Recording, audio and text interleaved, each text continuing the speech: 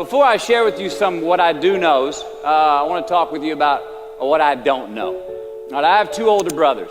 One was in high school in the early 1970s, and this was a time when a high school GED got you a job, all right, and the college degree was exemplary.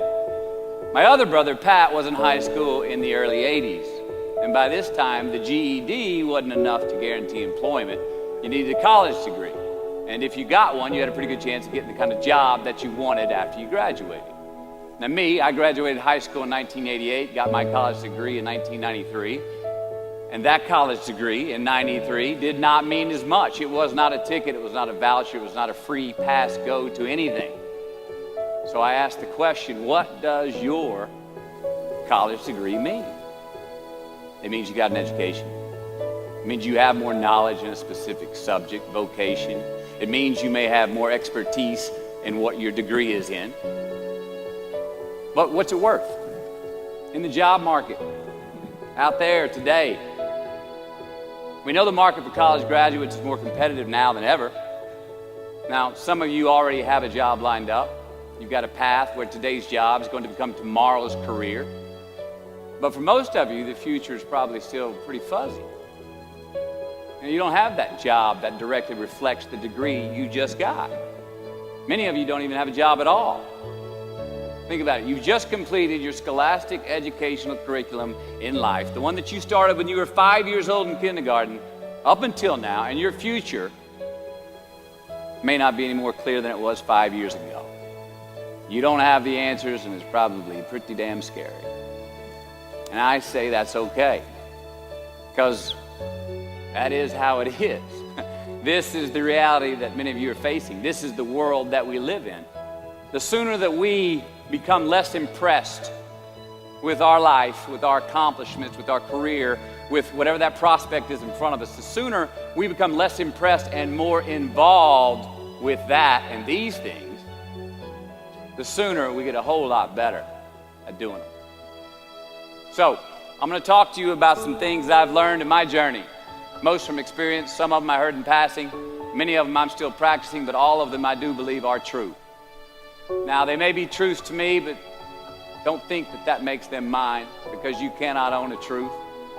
So please think of these as signposts, approaches, paradigms that give some science to satisfaction. They're yours to steal, they're yours to share, liken to your own lives, to personally apply in your own lives, in your own way, should you choose to. So, here we go. Number one, and this should come up on the Jumbotron. Life's not easy. Is it up there? Life is not easy. It is not. Don't try to make it that way. Life's not fair. It never was. It isn't now, and it won't ever be. Do not fall into the trap, the entitlement trap, of feeling like you're a victim. You are not. Get over it and get on with it. And yes, most things are more rewarding when you break a sweat to get them. Number two, I love this. Unbelievable is the stupidest word in the dictionary. We've all got two wolves in us, a good one and a bad one. And they both want to eat. The best I can tell, we just got to feed that good one a little more than the other one. It is just as important where we are not as it is where we are. Look, the first step that leads to our identity in life is usually not, I know who I am, I know who I am. That's not the first step. The first step's usually, I know who I am not. Process of elimination.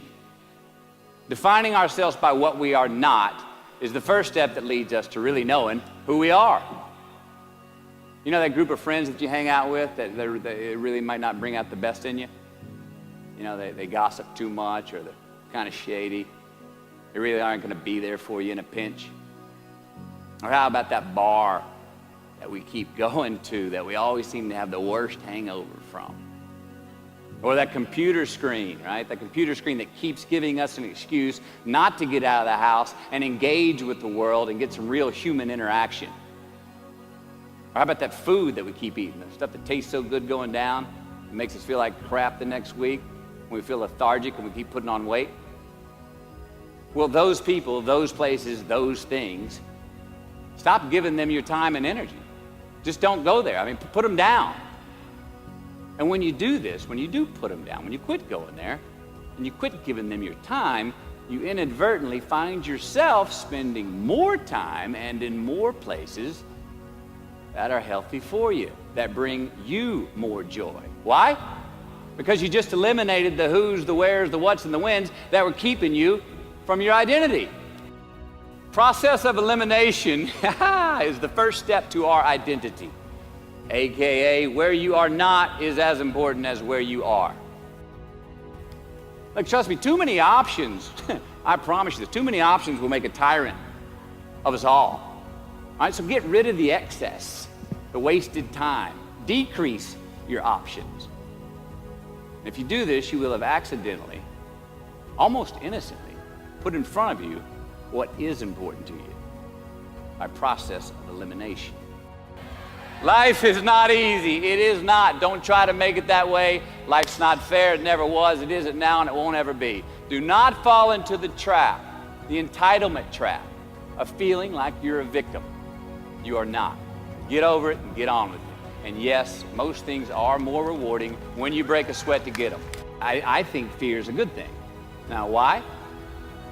Because it increases our need to overcome that fear. All right, so say your obstacle is fear of rejection. All right, you want to ask her out, or you want to ask him out, but you fear that he or she may say no. All right, you want to ask your boss for that promotion, but you're scared he's going to think you're overstepping your bounds. Well, instead of denying those fears, declare them.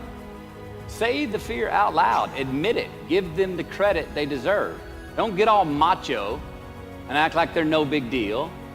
And don't get paralyzed by denying that they exist and therefore abandoning your need to overcome them. I mean, I'd even subscribe to the belief that we're all destined to have to do the thing that we fear the most anyway, at some point.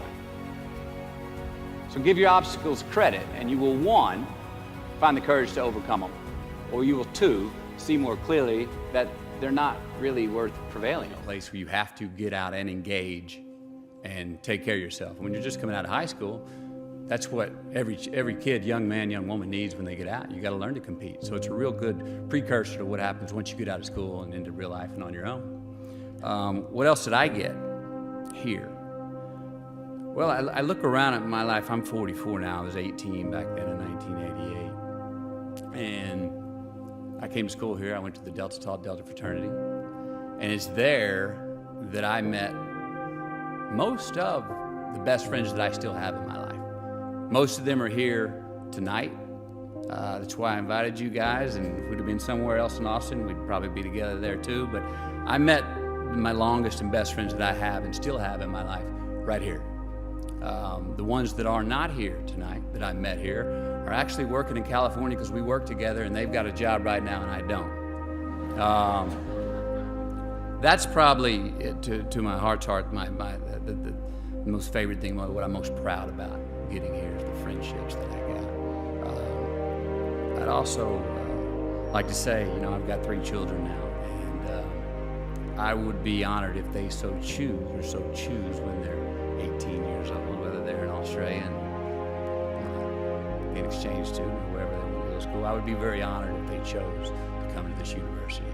So with that, I say, hook 'em horns. Thank you very much. Thank you, PAT. All right. What we are not is the first step that leads us to really knowing who we are. You know that group of friends that you hang out with that they really might not bring out the best in you? They gossip too much, or they're kind of shady. They really aren't going to be there for you in a pinch. Or how about that bar that we have more to dissect? Be discerning. Choose it because you want it. Do it because you want to.